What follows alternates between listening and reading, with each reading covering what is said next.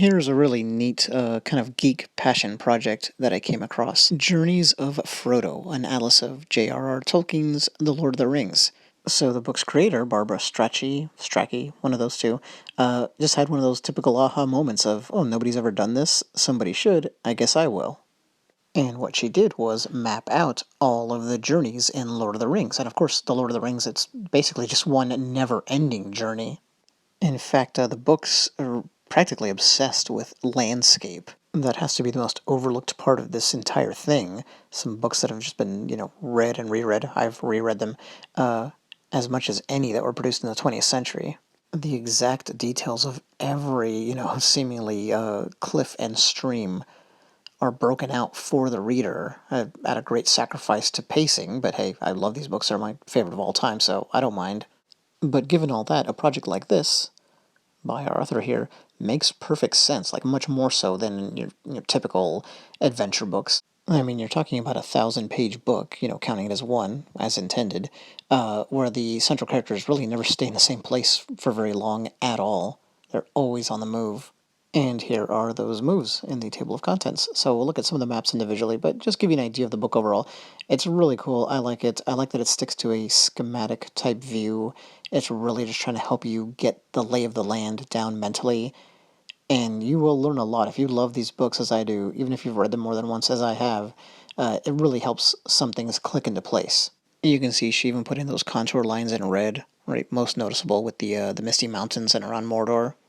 And no, this was not just a case of taking Tolkien's map and dividing it up and saying, okay, well, from, this day to this day, they covered this bit of ground. No, like, you get a lot more detail, and a lot of things had to be extrapolated based on just real passing references by characters in the books, so she gets into some of that in her notes.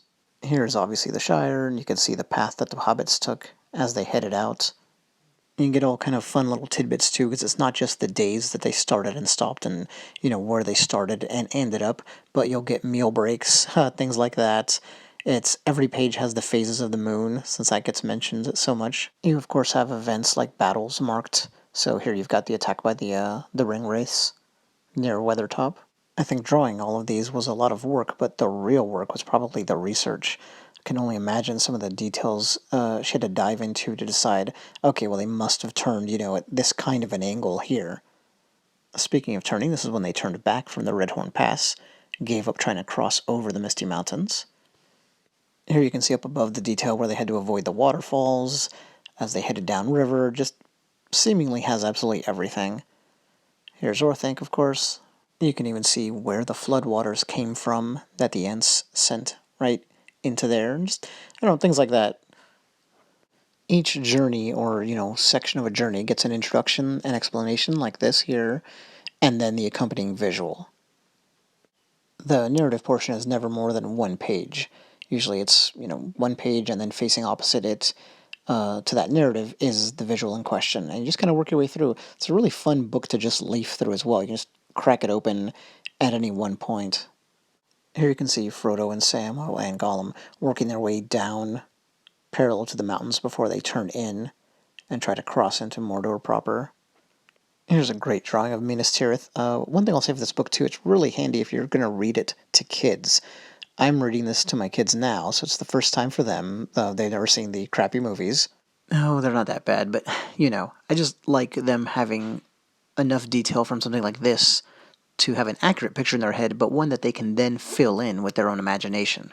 And going back to the conception around this project here, I mean, this is what it was like in the old days. You couldn't just go on Google and find stuff like this. There's, all kinds of online maps now, I'm sure.